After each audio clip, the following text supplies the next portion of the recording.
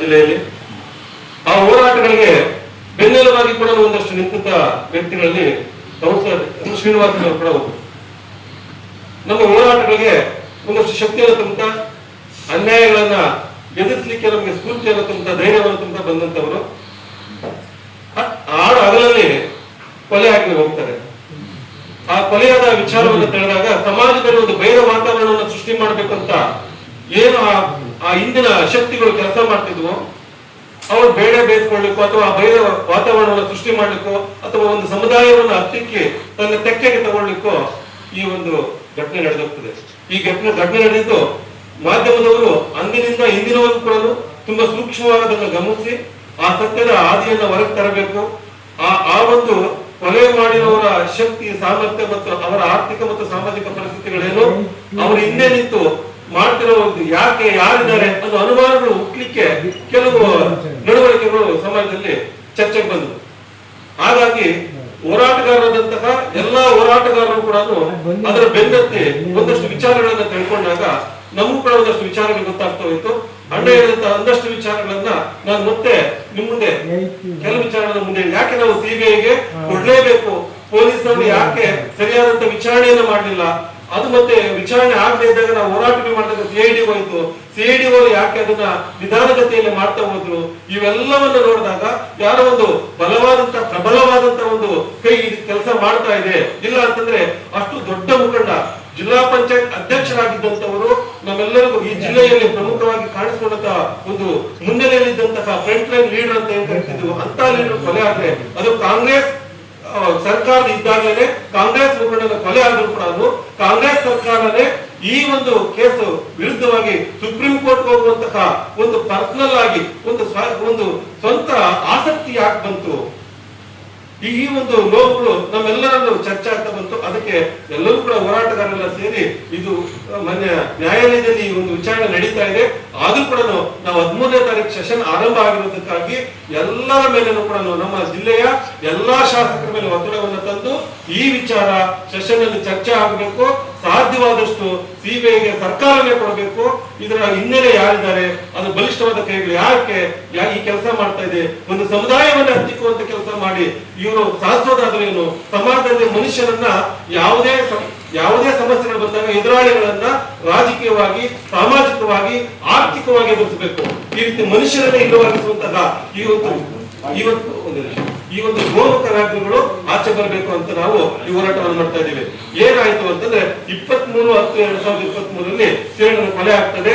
ಅಲ್ಲಿಗೆ 24/10/23 4 ಗಂಟೆಗೆ ಆರೋಪಿಗಳನ್ನ ಎಲ್ಲ ದಸ್ತಗಿರಿ ಅರೆಸ್ಟ್ ಮಾಡ್ತಾರೆ. ಅಲ್ಲಿ ಕೆಲವು ವಿಚಾರಗಳು ನಮ್ಮ ಗಮನಕ್ಕೆ ಬಂದಿದ್ದು ನಿಮ್ಗೆ ಹೇಳ್ತಾ ಹೋಗ್ತೀವಿ. 3 ಜನನ 15 ದಿನಗಳ ಕಾಲ ಆಸ್ಪತ್ರೆಯಲ್ಲಿ ಇಡ್ತಾರೆ. ಅಲ್ಲಿ ಆಸ್ಪತ್ರೆಯಲ್ಲಿ ಕೊಟ್ಟಂತಹ ದಾಖಲೆಗಳೇನಿದೆ, ಅವರಿಗೆ ಸಿಕ್ಕಾಪಟ್ಟ ಗಾಯಗಳಾಗಿದೆ, ನೀವು ಡಿಸ್ಚಾರ್ಜ್ ಮಾಡಬಹುದು ಅಂತ ಹೇಳಿದ್ರು ಕೂಡ ಅವತ್ತಿದ್ದಂತಹ ಅಧಿಕಾರಿಗಳು, ಪೊಲೀಸ್ ಅಧಿಕಾರಿಗಳನ್ನ ಬಲವಂತವಾಗಿ ಅಲ್ಲೇ ಇರಿಸ್ತಾರೆ. ಅಲ್ಲಿಂದ ನಮ್ಗೆ ಆರಂಭ ಆಗ್ತದೆ ಅನುಮಾನಗಳು, ಇದರಿಂದ ಯಾರು ಇದ್ದಾರೆ ಅಂತೇಳಿ. ಅಲ್ಲಿಂದ ಮುಂದೆ ಹೋಗ್ತಾ ಅಲ್ಲಿ ಆರೋಪಿಗಳು ಹಾಕಿದಂತಹ ಬಟ್ಟೆಗಳನ್ನ ಯಾವುದೇ ತನಿಖೆಯಲ್ಲೂ ಕೂಡ ಅಂತಹ ಒಂದು ಮೇಜರ್ ಆಗಿರುವಂತಹ ಕೇಸಲ್ಲಿ ಆರೋಪಿಗಳು ಹಾಕಿದಂತಹ ಬಟ್ಟೆಗಳನ್ನ ಅವರು ಸುಪರ್ದಿಗೆ ತಗೋಬೇಕಾಗಿತ್ತು, ಅದು ಮಾಡಲಿಲ್ಲ. ಮತ್ತೆ ಅವ್ರ ಹತ್ತಿದ್ದಂತಹ ಮೊಬೈಲ್ಗಳನ್ನ ಕಲೆಕ್ಟ್ ಮಾಡಬೇಕಾಗಿತ್ತು, ಮೊಬೈಲ್ ಕಲೆಕ್ಟ್ ಮಾಡಲಿಲ್ಲ. ಆರೋಪಿಗಳು ಓಡುವಾಗ ಕೆಲವೊಂದು 4 ಜನದ್ದು ಓಡುವಾಗ ಮೊಬೈಲ್ ಬಿದ್ದೋಯ್ತು ಅಂತ ಹೇಳ್ತಾರೆ.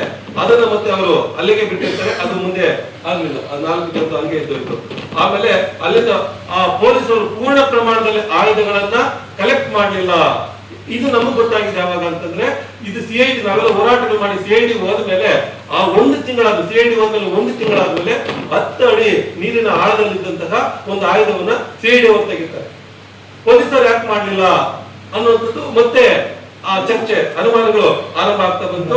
1 ತಿಂಗಳಾದ್ಮೇಲೆ ಅವರು ಪೊಲೀಸರು ಅಲ್ಲಿ ಚರ್ಚೆ ಆದಾಗ ಅಥವಾ ಮಾನ್ಯ ನ್ಯಾಯಾಲಯದಲ್ಲಿ ಈ ಪ್ರಶ್ನೆ ಬಂದಾಗ ನಾವು ಅದನ್ನ ಗಮನಿಸಿದಾಗ ಆಗಿದ್ದು 10 ಅಡಿ ನೀರಿನಲ್ಲಿ ಇದ್ದಿದ್ದನ್ನ ಪೊಲೀಸರು ತೆಗೆಯೋದೇನು ದೊಡ್ಡ ಕಷ್ಟ ಆಗಿರ್ಲಿಲ್ಲ. ಸಿಐಡಿ ಅವರು ತೆಗೆದಿದ್ದು ಪೊಲೀಸರೇ ತೆಗಿಬೋದಾಗಿತ್ತು. ಅಲ್ಲಿ ನಮಗೆ ಪೊಲೀಸ್ ತನಿಖೆ ಮೇಲೆ ಆ ಒಂದು ಅನುಮಾನಗಳು ಆರಂಭ ಆಗಿ ನಾವು ಸಿಬಿಐಗೆ ಹೋಗ್ಬೇಕಂತ ಹೋರಾಟಗಳನ್ನು ಮಾಡ್ತೀವಿ. ಅದಾದ್ಮೇಲೆ ಸಿಐಡಿ ಹೋದ್ಮೇಲೆ ಒಂದಷ್ಟು ಲಿಸ್ಟ್ ಅನ್ನ ಕೇಳ್ತಾರೆ ಮೇಡಮ್ ಅವರನ್ನ. ನಾವೆಲ್ಲ ಹೋರಾಟಗಾರರ ಜೊತೆ ಇದ್ದಾಗ ಅವರು ಒಂದಷ್ಟು ಲಿಸ್ಟ್ ಕೊಡ್ತಾರೆ ಯಾರ್ಯಾರು ಅನುಮಾನಗಳಿತ್ತು ಅಂತ. ಕೊಟ್ಟ ಮೇಲೆ ತಕ್ಷಣಕ್ಕೆ ಯಾರನ್ನು ಅವರು ವಿಚಾರಣೆ ಮಾಡಿಲ್ಲ. 4-5 ತಿಂಗಳಾದ್ಮೇಲೆ ನಾಮಕಾವಸ್ಥೆಗೆ ಅವರನ್ನ ಒಂದಷ್ಟು ವಿಚಾರಣೆ ಮಾಡಿ ಕಳಿಸ್ಬಿಡ್ತಾರೆ. ಹಾಗಾಗಿ ಇವತ್ತು ಇಷ್ಟು ವಿಚಾರಗಳನ್ನ ಹಿರಿಯರು ಹೇಳ್ದಂಗೆ ನಾವು ಅದನ್ನು ಏಕೀಭವಿಸ್ತಾ ಇಷ್ಟೆಲ್ಲ ವಿಚಾರಗಳಾದ್ಮೇಲೆ ಇವರು ಮಾರ್ಚ್ 2025ರಲ್ಲಿ ಹೈಕೋರ್ಟ್ ಒಂದು ಮಹತ್ವದ ತೀರ್ಪನ್ನು ಕೊಡ್ತದೆ. ಏನಂತಂದ್ರೆ ಇದನ್ನ ಸಿಬಿಐಗೆ ಒಪ್ಪಿಸಬೇಕು. ಅಲ್ಲೊಂದು ಹೇಳಿಕೆ ಕೂಡ ಕೊಡ್ತದೆ. ಒಂದು ಆಳವಾದ ನೀರಿನಲ್ಲಿ ಸತ್ಯವನ್ನ ಅಡಿಸುತ್ತಿದ್ದಾರೆ. ಅದಕ್ಕಾಗಿ ಡೇ 1 ನಿಂದ ಇದರ ತನಿಖೆ ಆರಂಭವಾಗಿ 3 ತಿಂಗಳ ಒಳಗಾಗಿ ಸಿಬಿಐ ಈ ಒಂದು ಮಾಹಿತಿಯನ್ನು ಕೊಡಬೇಕು ಅಂತ ಮಾನ್ಯ ಹೈಕೋರ್ಟ್ ಹೇಳ್ತದೆ. ಹೇಳಿದಾದ್ಮೇಲೆ ಏಪ್ರಿಲ್ 2025ರಲ್ಲಿ ಇದೇ ಕಾಂಗ್ರೆಸ್ ಸರ್ಕಾರ ಸಿಬಿಐ ಕೊಡಬಾರದು ಅಂತ ಹೇಳಿ ಸುಪ್ರೀಂ ಕೋರ್ಟ್ಗೆ ಅರ್ಜಿ ಆಗ್ತದೆ. ಆವಾಗ ನಮಗೆ ಎಲ್ಲಾ ಅನುಮಾನಗಳಿಗೂ ಒಂದು ಫಲ ಬಂತು. ನಮ್ಮ ಅನುಮಾನ ಇನ್ನಷ್ಟು ಜಾಸ್ತಿ ಆಯ್ತು. ಈ ಒಂದು ಕಾಂಗ್ರೆಸ್ ಸರ್ಕಾರಕ್ಕಾಗಿ ದುಡಿದಂತಹ ದಲಿತ ಮಕ್ಕಳ ಕೊಲೆಯನ್ನೇ ಸಿಬಿಐ ಕೊಡ್ಲಿಕ್ಕೆ ಒಪ್ಪದೆ ನೀವು ಈ ರೀತಿಯಾದ ಧೋರಣೆಗಳು ತೋರಿಸ್ತಾ ಇರ್ಬೇಕಂದ್ರೆ ಇದರಿಂದ ಯಾರೋ ಬಲವಾದಂತಹ ಶಕ್ತಿಗಳಿದಾವೆ. ದಯಮಾಡಿ ಆ ಶಕ್ತಿಗಳನ್ನು ಆಚೆ ತರಬೇಕಾದ್ರೆ ತಾವುಗಳು ಸರ್ಕಾರದ ವತಿಯಿಂದಾನೆ ಇದು ಮಾನ್ಯ ಹೈಕೋರ್ಟ್ ಅಲ್ಲಿ ಕೇಸ್ ನಡೀತಾ ಇದೆ. ಆದ್ರೂ ಕೂಡ ನಾವು ಸರ್ಕಾರದ ಮೇಲೆ ಒತ್ತಡ ಮಾಡ್ತಾ ಇದ್ದೀವಿ. ದಯವಿಟ್ಟು ನೀವು ಈ ಕೇಸನ್ನು ಸಿಬಿಐ ಕೊಡಬೇಕು, ಸತ್ಯವನ್ನು ಹೊರ ತರಬೇಕು. ಭಯದ ವಾತಾವರಣ ಸೃಷ್ಟಿಯಾಗಿರುವಂತಹ ಈ ಸಮಾಜದಲ್ಲಿ ಮತ್ತೆ ನಮ್ಮ ಸಮುದಾಯದಲ್ಲಿ ಧೈರ್ಯವನ್ನು ತುಂಬುವಂತಹ ಸತ್ಯವನ್ನು ಕೊಡುವಂತಹ ಕೆಲಸ ಮಾಡಬೇಕಂತ ಹೇಳ್ತಾ ನಾವು ಈ